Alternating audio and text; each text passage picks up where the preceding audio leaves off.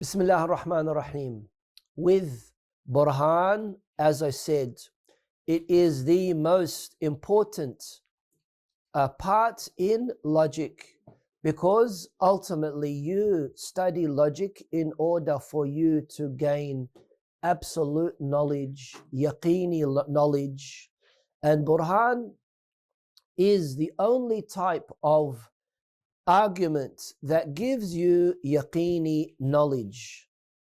Yes, we are following the typical Aristotelian logic, and alhamdulillah, our Muslim ulama have expanded a lot in this field. You also have access to the Google Drive that has a few books that you can read up about Burhan. If you know Arabic or Farsi or other languages, you can also read into it as well. In our last lesson, we said that there are different types of demonstrative arguments, different types of burhans. One of the things that's really important to understand in qiyas is the middle term. What is the middle term? What is your understanding of the middle term? Yes. The word that's in both premises, but not. That's right. That the middle term is in the minor premise and in the major premise. Now, what is so important about the middle term? Of course, with the middle term, it depends on its functionality in the minor premise and in the major premise, in how the conclusion, how the natija is going to be. Of course, in that case, you are going to need to understand the functionality of al-had al-awsat, or the middle term. With Burhan, Qiyas al-Burhan, right? One of the divisions of Burhan is that there are two subdivisions. There are two types of Burhan, right? Burhan is either limmi, which and either inni. Amir, what did you say about that? I just had examples of them. No, what is it but? What is Burhan al-Limmi? Yeah. So for Burhan al-Limmi, you use the cause. Sorry, yeah, you from the cause you go to the effect. Effect. So limmi is basically top to bottom. Inni is bottom to top. Limmi is cause to effect. Inni is effect to cause. Right? The English words that are used is a priori and a posteriori. Right? Posterior means back. Right? Prior means front. That's what I said. Top to bottom, bottom to top. Okay? Simple as that. Burhan limmi and Burhan inni. All of these are types of what we call induction. Induction. Sometimes people use the word deduction, deduct.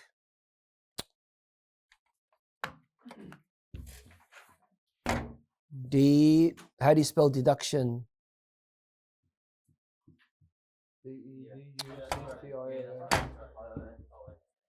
I was going to put a K and then a T. What? Duck, as in like duck. Trying to be funny, but it's not working. Okay.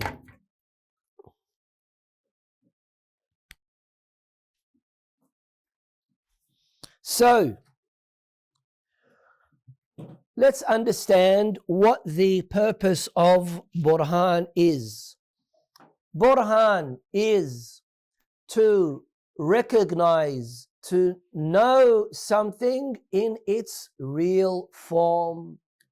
معرفة الأشياء على ما هي عليه في الواقع.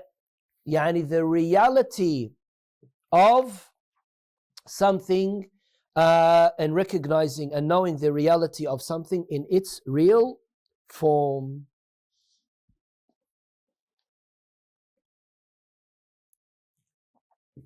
Anyway, here there's something called ithbat and there's something called thubut. Ithbat basically means to prove. Thubut basically means proven.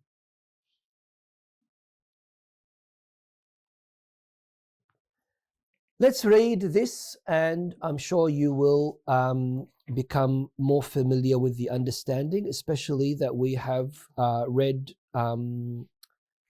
the previous parts. Amir, can you start reading, please? From types of demonstrative, or just go to the first type? Types of demonstrative arguments. As demonstrative arguments are a kind of syllogism, it is necessary for the middle term to be the cause for believing in the result on the level of proving it. However, because the requirement of a demonstrative argument is to achieve a certainty that is correspondent to reality, it is necessary for it to be based on a naturally connected relation in reality between the middle term and the conclusion. The relationship of this connection can only be based on the principle of causality, as has been explained, and accordingly the middle term must either be the cause for the conclusion or its effect, or that it and the conclusion are two effects for one cause. Therefore, based on the relationship of the middle term with the conclusion from this aspect, logicians have divided demonstrative arguments into two. 1. A priori demonstration, al-Burhan al-Limmi.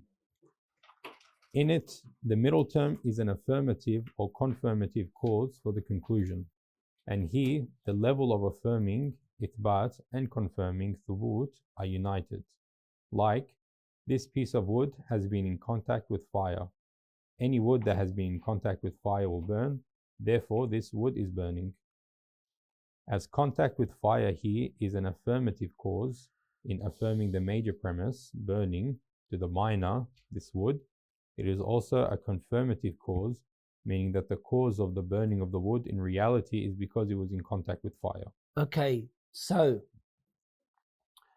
what is the middle term? The contact?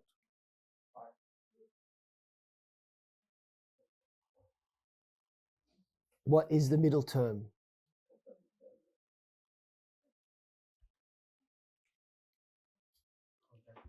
Yeah, contact with fire. Contact with fire is the middle term. And it is also the illah. It is the illah, right? Yani the burning happens as a result of contact with fire. The burning which is the ma'lul, the effect, happens as a result of the cause, the illah, which is the contact with fire, right? Because the requirement for there to be burning is not only fire but also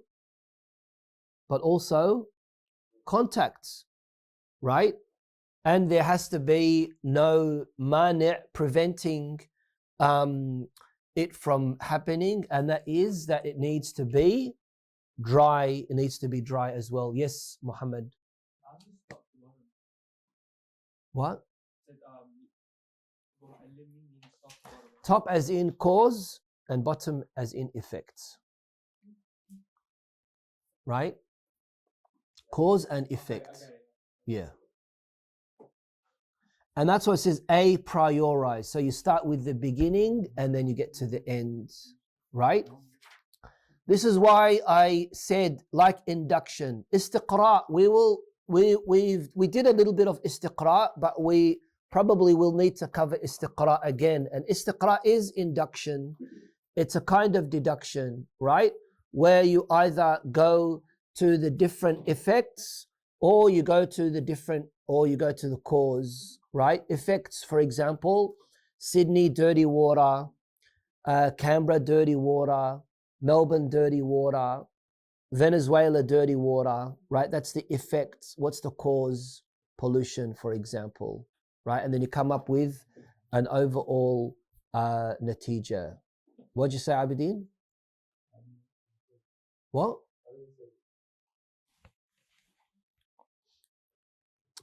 Okay. So here, the cause for the burning of the wood in reality is the touching of fire, the contact with fire. Right? Carry on. 2. A posteriori demonstration, al-Burhan al-Inni. In this instant, the middle term is an affirming cause only for the conclusion, meaning a cause for believing in the conclusion, and this is of two kinds. A. The result, confirming the major to the minor, is a confirming cause for the middle term, like, this metal stretched. Everything that stretches is hot. This metal is hot. As demonstrated, the middle term, stretching. Okay, so obviously here you're starting from the bottom now. You're starting from the effect. You're experimenting something and you say, okay, well, this metal stretched. And then you get to the cause. What is the cause? Heat. So the stretching of the metal, the cause of the stretching of the metal is heat. Right? As demonstrated, the middle term stretching is a affirming cause for confirming the major, hot, to the minor, this metal. But it is the effect for the result according to reality, because stretching in reality is an effect of confirming the heat to the metal. Okay, here, al-Burhan, al-Inni, there are two types. One type is when the conclusion is a cause that can be seen for the middle term.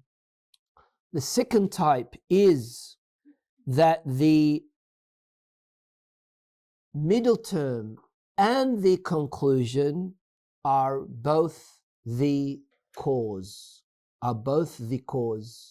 So type 1 is the conclusion is the cause for the middle term. Type number 2 is the middle term and the conclusion are the cause. Both of them are the same cause. Right? Right? Yeah. Is that clear? Yeah. Read it again. Read A again, please. The result, confirming the major to the minor, is a confirming cause for the middle term, like this metal stretched. So sorry about that, but here change results to conclusion. It should be conclusion, not results. The conclusion, confirming the major to the minor, is a confirming cause for the middle term, like this metal stretched. Everything that stretches is hot. This metal is hot. As demonstrated. What's the middle term here? Stretching. Right? Carry on. The middle term stretching is a affirming cause for confirming the major, hot, to the minor, this metal. But it is the effect for the result according to reality, because stretching in reality is an effect of confirming the heat to the metal. This kind is called evidence. B. The middle and the conclusion are two effects for one cause. Like, this place has light. Everything that has light is hot. This place is hot. The middle term, has light, and the conclusion, hot place, are in reality effects for one cause, which is fire. This type is called the absolute posteriori, al-inni al-mutlaq. Okay, so here the question is, right? This place has light. Everything that has light is hot. This place is hot. What's the middle term? Light. Right?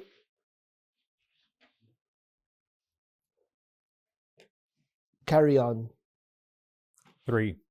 Demonstration similar to a priori. شبه اللمي. شبه اللمي. That's right. The middle term. Something that resembles a limmi argument. The middle term, along with being the affirming cause for the conclusion, is also an analytical confirming cause for it as well, and not an external cause, meaning it is not of the four causes.